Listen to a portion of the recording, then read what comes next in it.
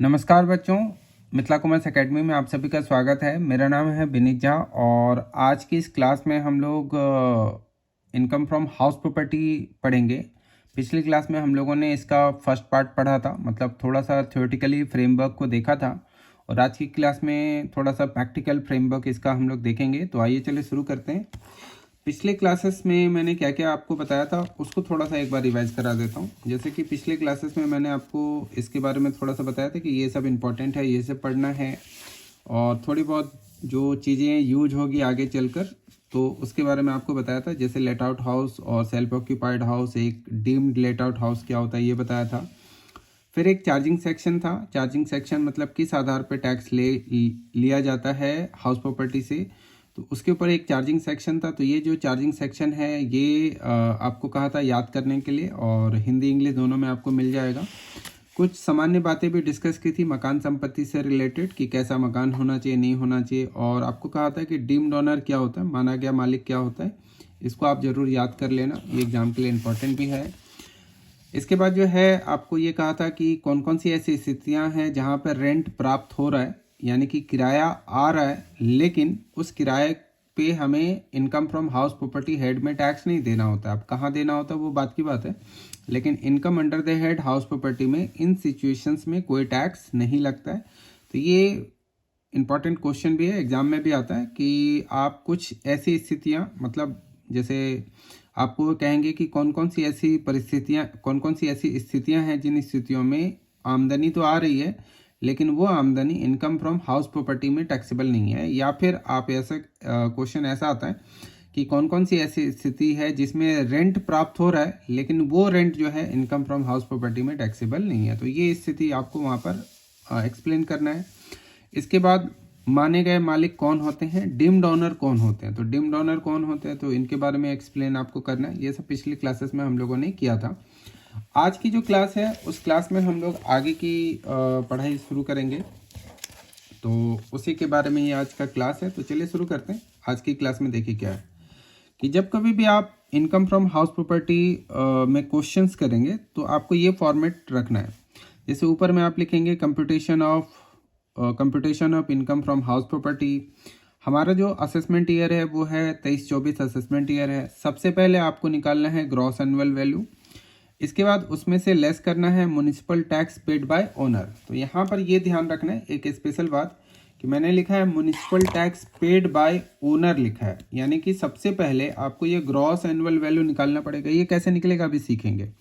और यहाँ ये ध्यान रखिएगा कि इसमें से जो घटाते हैं तो म्युनिसिपल टैक्स पेड होना चाहिए, एक्रू नहीं। आपको ये देखना पड़ेगा कि म्युनिसिपल टैक्स ऐसा तो नहीं है कि आपने ड्यू वाला लिख दिया है। ड्यू वाला नहीं होगा, यहाँ पर बकाया वाला नहीं होगा, जो वास्तविक में पे हो गया वो वाला होगा।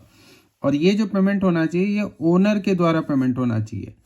ये बहुत बार ऐसा होता है कि क्वेश्चन में जो म्युनिसिपल टैक्स पेड होते हैं वो किराएदार के द्वारा लिखा होता है कि किराएदार ने म्युनिसिपल टैक्स पे किया, वो वाला नहीं लेना है आपको। यहाँ पर वो म्युनिसिपल टैक्स पेड लेना है जो ओनर के द्वारा होता है।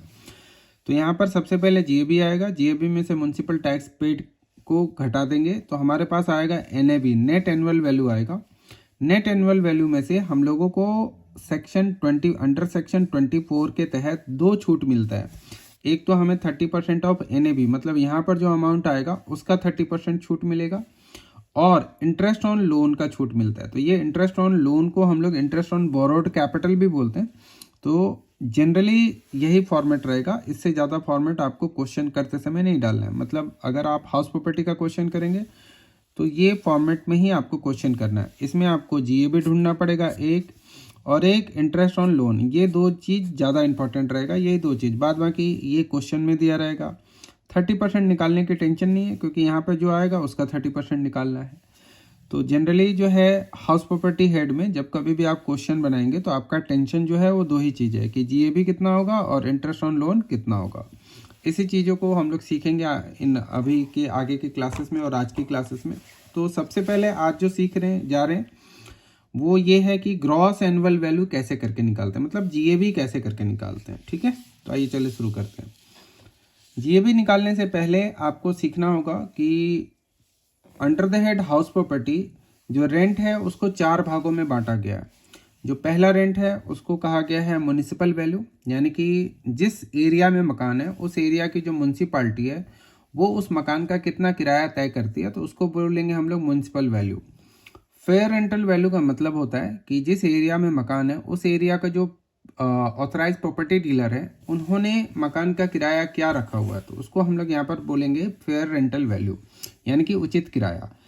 मानक किराया मतलब रेंट कंट्रोल एक्ट के द्वारा अगर कोई मकान आता है, रेंट कंट्रोल एक्ट के अंतर्गत अगर कोई मकान आता है तो उस मकान का किराया क्या तय किया गया, तो उसको हम लोग यहाँ पर बोलेंगे स्टैंडर्ड रेंट, या फिर आप ऐसे कह सकते हैं कि ये रेंट कोर्ट के द्वारा तय किया जाता है, ऐसा भी बहुत बार कहा जाता है। जो वास्तविक किराया है वो एक्चुअल रेंट, जिसको इंग्लिश में लिखा हुआ वो एक्चुअली में मकान मालिक को प्राप्त हो रहा है।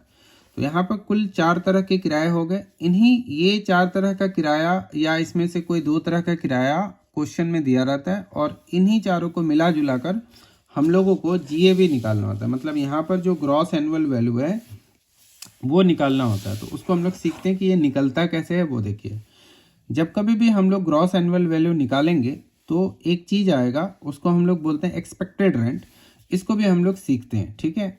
तो जैसे देखिए, आप जब कभी भी जीएवी निकालेंगे तो जो स्टेप 1 है वो आपको क्या करना है वो देखिए। सबसे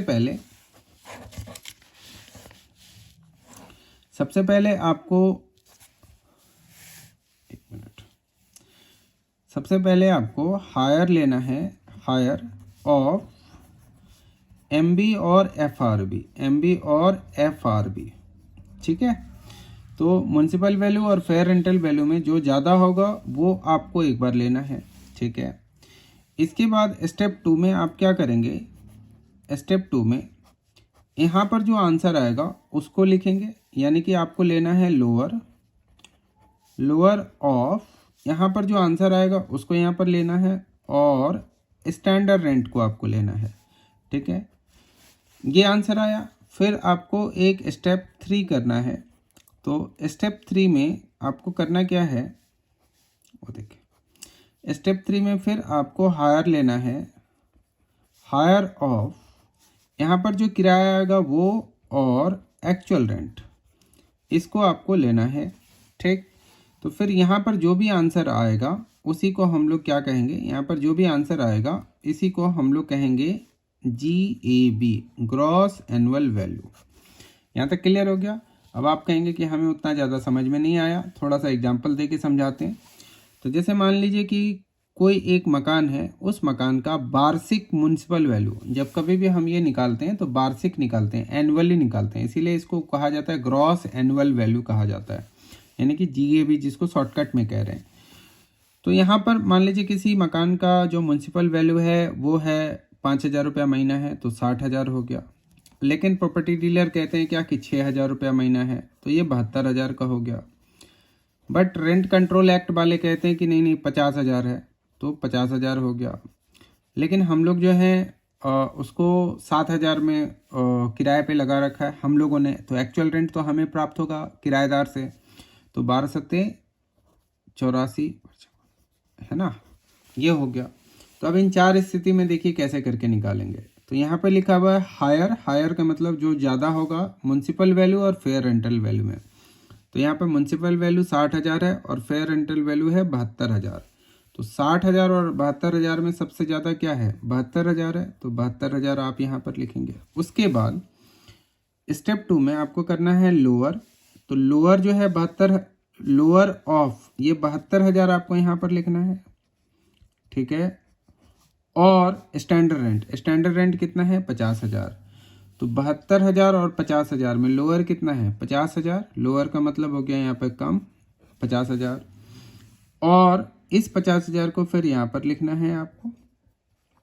और एक्चुअल रेंट देखिए कितना है, 84,000। तो इसका हायर लेना है, जो ज़्यादा होगा इन दोनों में से। तो 50,000 और 84,000 में ज़्यादा कितना है, तो 84,000। इसका अर्थ ये हुआ कि जो 84,000 है वो यहाँ पर क्या हो जाएगा, ग्रॉस एनुअल वैल्यू कहलाएगा, ठीक है। फिर से एक बार देख लेते हैं हम लोग जरा। जैसे देखिए, म्युनिसिपल वैल्यू जो था वो 60,000 था और फेयर रेंटल वैल्यू जो था वो 72,000 था।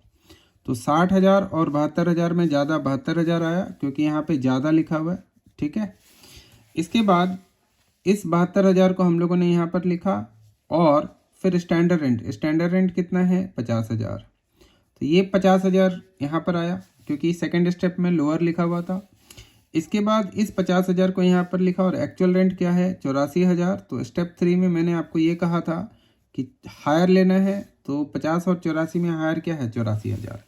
अब यहाँ पर एक समझने वाली बात है कि स्टेप 2 में जो भी आंसर आया, स्टेप 2 का आंसर कितना आया 50,000, इसी 50,000 को हम लोग एक्सपेक्टेड रेंट कहते हैं, ये ध्यान रखिएगा। और इनकम टैक्स ने ये कहा हुआ है कि हायर ऑफ एमबी और FRV subject to standard rent shall be expected rent. मतलब ये इनकम टैक्स का कहना है कि म्युनिसिपल वैल्यू और फेयर रेंटल वैल्यू में जो ज़्यादा होगा लेकिन आपको स्टैंडर्ड रेंट से ज़्यादा नहीं होना चाहिए, उसको हम लोग एक्सपेक्टेड रेंट कहते हैं। और एक्सपेक्टेड रेंट और एक्चुअल रेंट में जो ज़्यादा होगा, एक्सपेक्टेड रेंट और एक्चुअल रेंट में जो ज़्यादा होगा वही जीएबी कहलाएगा। तो कुछ थोड़ा सा इस तरीके से लिखा हुआ है लॉ में कि आपको थोड़ा ना समझ में नहीं आता है, लेकिन इसी चीज़ को मैंने यहाँ पे थोड़ा छोटा करने का कोशिश किया है। ठीक है, तो देखिए क्या है नियम। तो कहता है क्या कि हायर ऑफ एमबी और FRV subject to standard rent shall be expected rent. और एक्सपेक्टेड रेंट और एक्चुअल रेंट में जो ज़्यादा होगा उसी को हम लोग जीएबी कहेंगे।